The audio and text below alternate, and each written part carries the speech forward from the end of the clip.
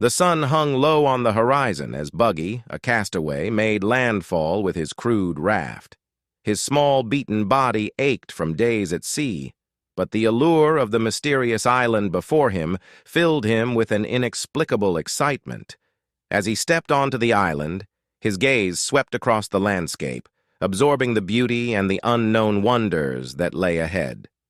Scanning the area, his eyes caught sight of a curious scene. There, on the edge of the shore, was a small yellow chick, roughly the same size of him, was scurrying away from him. With a mischievous grin spreading across his weathered face, he took out his knife and fork. Hunger had a way of turning a man's thoughts toward strange delicacies. With a burst of energy, he set off in pursuit of the chick. As he chased the feathered animal, Buggy's thoughts wandered to visions of a bonfire crackling on the beach, the savory aroma of roasted chicken filling the air as he ate his meaty meal. His tongue stuck out, and he quickened his pace. Little did Buggy know, hidden amidst the foliage, another yellow chick watched in silence.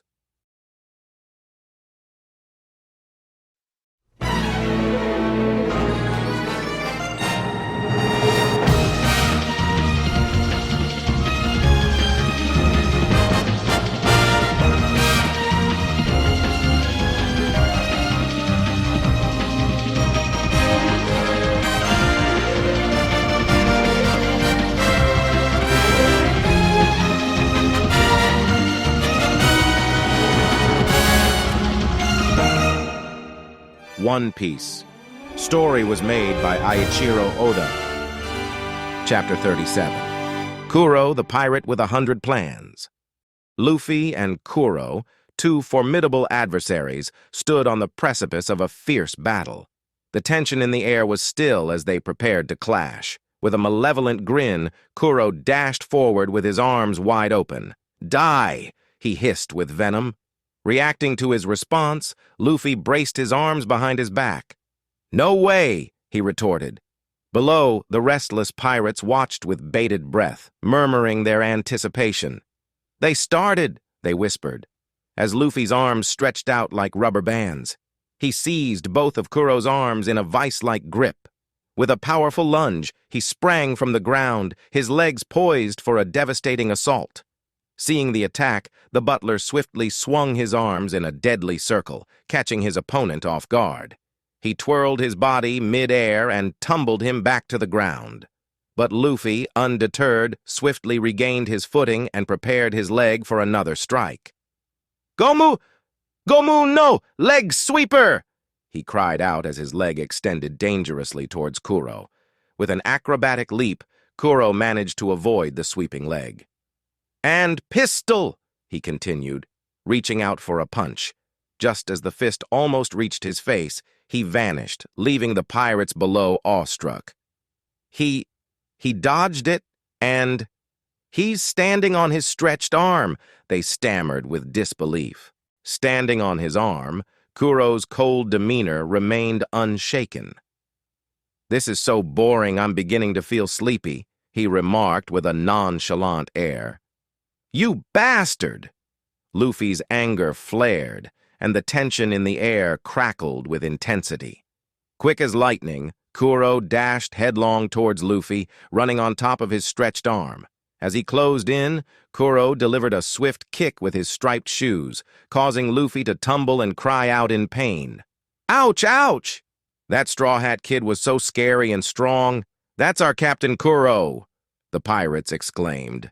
With dogged determination, Luffy picked himself up, his eyes fixed on the butler. He spat a bit of blood to the side. "You made me bleed." "Kill him! Go Captain Kuro!"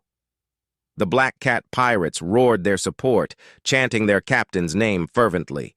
"Captain Kuro! Captain Kuro!"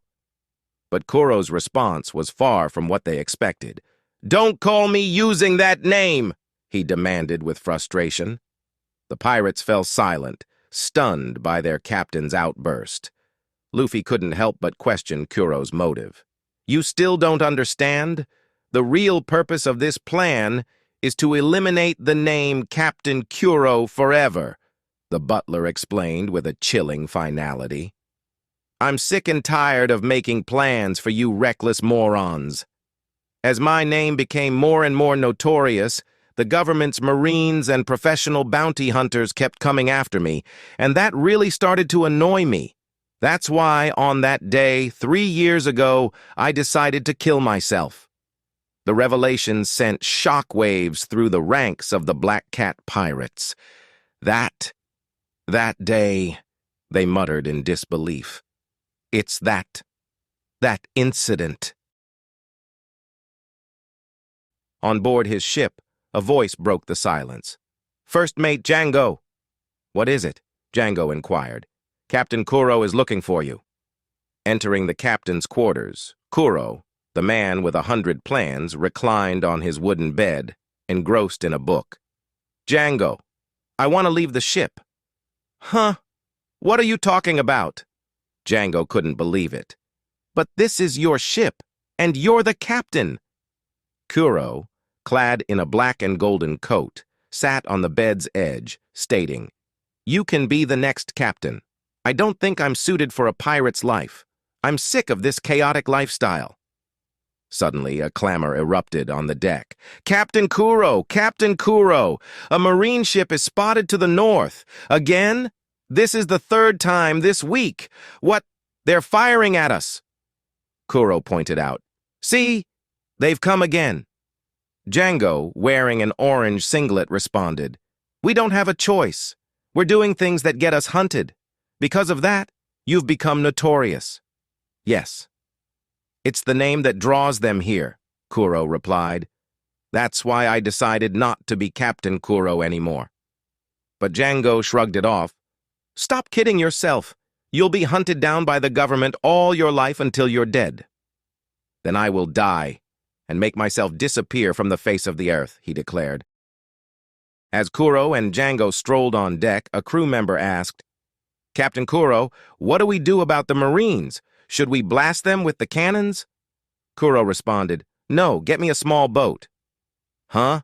A boat?" In his small paddle boat, Kuro sailed toward the imposing marine ship nearby as it fired cannonballs at him. On board, his crew wondered about his intentions. The captain left, all by himself. What is he doing?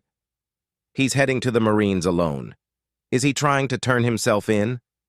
As Kuro silently approached the Marine ship, they pondered his absence.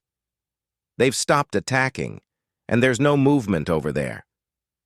Maybe they killed the captain, someone suggested. Growing anxious, one of the pirates took command.